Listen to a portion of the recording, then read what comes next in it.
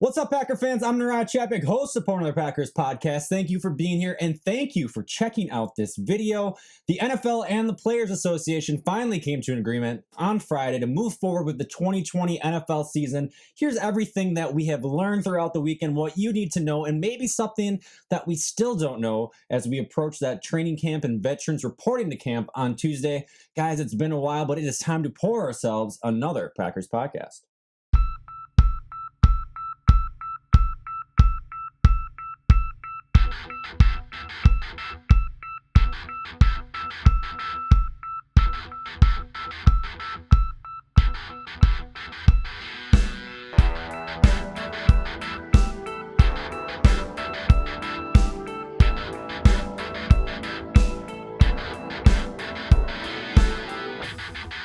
So it should go without saying that it has been an odd and unusual offseason. When I last logged off, which was back in the NFL draft, I'm still harboring some ill will towards that draft, but I did not think that it would be months until I posted another video. But there was no OTAs, there was no sporting news. COVID absolutely just destroyed the world as we know it, and is still destroying the world as we know it. But I wanted to get back going. Training camp seems to be heading right in the right direction. With all the news that took place on Friday, it does seem like we are going to have ourselves an NFL season. But the best place to start with all of this, of course, is to talk about the preseason training camp. And I want to dive into the fact, because if you don't know, there will be zero preseason games heading into the 2020 season. So it was at one point that the NFL wanted two preseason games to take place. The NFLPA wanted zero. The NFL was like, well, let's just do one preseason. And then it finally came out to be news on last Tuesday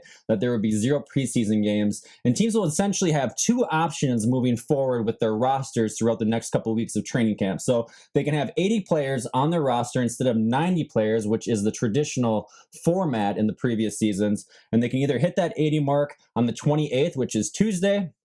That's when the veteran players are to report to camp along with everyone else in that organization. Otherwise, they can cut their roster to 80 players on August 16th, which I'll get to here in just a second, but that will be essentially the first practice or the start of practice when you can actually have contact and wear pads and do football things. So either way, 80 players can remain on the roster until they eventually narrow it down to 53 men before that week one matchup against the Minnesota Vikings. Interesting enough, though, is that without the OTAs, without a traditional offseason, the players did not have that luxury of getting together. Obviously, the rookies, studying their playbook with their coaches and staying just in off-season shape before entering the season. So they're really easing themselves into how the NFL season is going to go. Players are required to spend roughly the first 3 weeks of the training camp doing strength and conditioning. The first practice essentially will not come until the 16th day of training camp, which early calculations are right around August 12th is when that will start.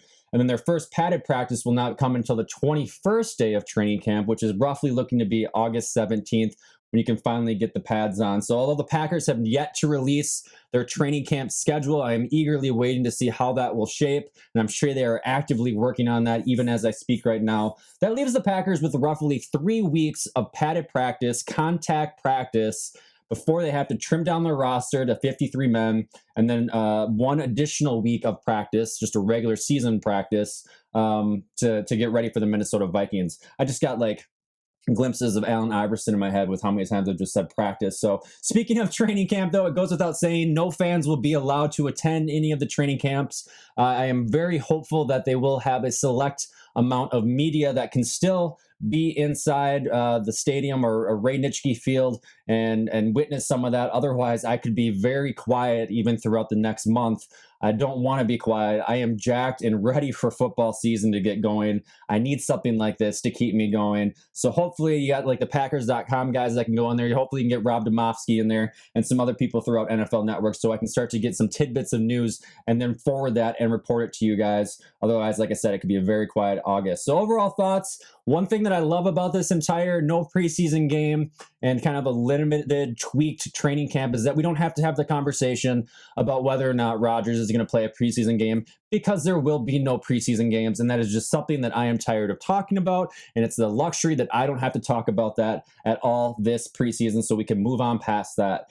The other notable part for this entire thing is that there's just no warm up period for any of the rookie players. Now, when we look at the Packers draft from this last spring, there's really not a lot of players that they drafted that are going to be immediate starters for this team. Maybe you can make an argument for A.J. Dillon at running back that he may come up and be a starting, maybe a starting, but someone that gets a lot of reps throughout the regular season. Obviously, Jordan Love is not going to be the starting quarterback. I'm not even going to go down that avenue.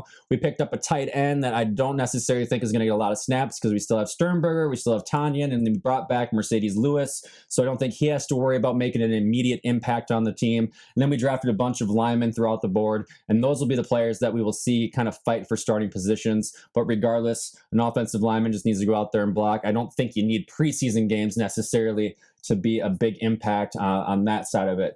2 weeks of scrimmage like practices and our padded practices are essentially what it's going to be to evaluate these players, figure out who's going to be on the final 53-man roster. Very limited. So once those pads go on, expect these guys to practice very hard and fight for their jobs in the NFL. And personally, I'm just not a big fan of preseason football, but this is a similar thing for all 32 teams. The Packers are not alone in this regard. It's going to be all the other 31 teams that are going to go into week one. It could create some rather sloppy play in the beginning of the regular season, but that's okay with me as long as we come away with a week one victory against the Vikings. So from a COVID perspective, BioReference, the same company that was contracted to test the NBA and MLB players for COVID-19, they were hired by the NFL as well to test players throughout the season. And in an email that recently went out, I think it came out yesterday or leaked yesterday from the NFL Players Association and obtained by NFL Network's Tom Pelissero, players will be tested 3 of the 4 first days that they come into training camp. So, like I said, they are to report by Tuesday, July 28th. There will be testing all the way through Friday. And NFL players have until Friday, the end of the day Friday, to decide whether or not they want to opt out of the upcoming NFL season. So what that looks like for those players, if you are a high-risk candidate player in the NFL, that is someone that maybe has moderate to severe asthma, sickle cell disease, type 2 diabetes. Surprisingly, players with a high body mass index do not qualify on this list. But if you are one of those high-risk candidates, you would receive $350,000 stipend salary for the upcoming season. And then if you are not a high-risk player, you can still opt out and you would receive $150,000 salary if you voluntarily opt out of the season. So once the season begins, however, players that test positive for COVID-19 can be placed on a temporary IR. So this is something that actually just came out Sunday, today, if you're watching this today. This temporary IR is unlimited. And essentially what it allows teams to do is if somebody does test positive on a NFL roster, they can put them on a temporary IR, bring someone up from the practice squad, and they can do this an unlimited amount of times.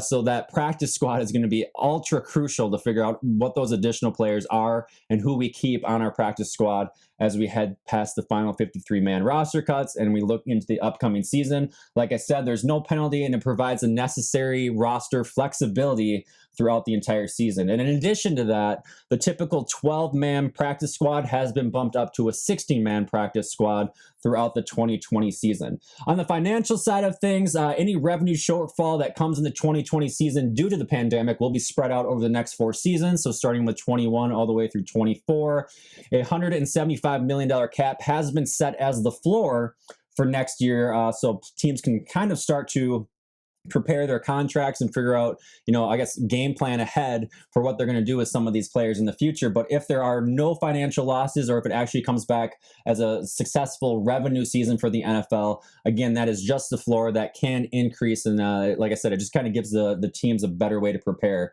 An anticipated shortfall could produce a muted free agency. This is some rumors that started coming out as well today that if it just financially just goes downhill for the NFL, you might not see a whole lot of player movement in free agency, but it's way too early to speculate on that. So I'm going to leave that point right there. And then finally, in the event that games are lost for whatever reason, players that have guaranteed money, someone like a Patrick Mahomes maybe who got a little bit of guaranteed money a few weeks ago, they will still receive their compensation, but they will not receive that compensation until either next year or the next year that the player is a free agent. Of course, I'm not talking about Mahomes in that particular instance. So we have kind of a broad picture of what the NFL is doing to not only protect the team and the organizations, but what they're doing to protect the players. It's exciting. I mean, there's a lot of unknowns. Even a week ago, if you had asked me if there would be an NFL season, I personally was not expecting it to take place. I mean, you look at the MLB that just kind of kicked off on Thursday this last week, and then you look at the NBA that's just around the corner. It does seem as though sports will carry on in some capacity or another, and it's going to be really odd for us to kind of witness some of this stuff, because my biggest unknown that still hasn't come out is whether or not fans will be allowed into this to attend games this upcoming season. So if you are a fan of sports at all, you have been possibly watching some of these MLB games. You've seen some of the preseason matchups in the NBA, or I guess it's not even preseason in the NBA. They're just picking up where they left off.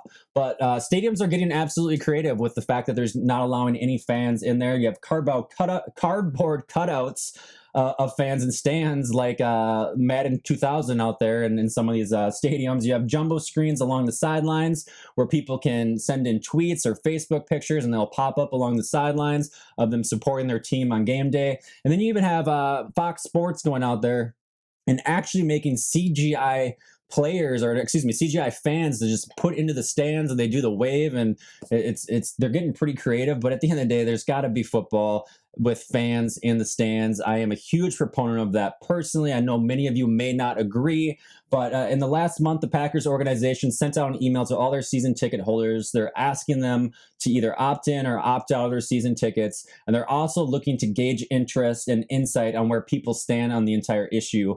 Recent rumors suggest that maybe there'll be somewhere between 10 to 12,000 fans at home games for the Packers, but I don't see how that will possibly work.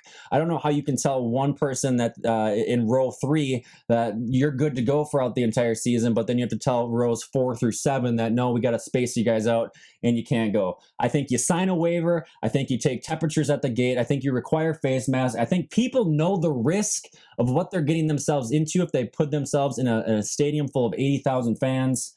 But I say let them make their own decision.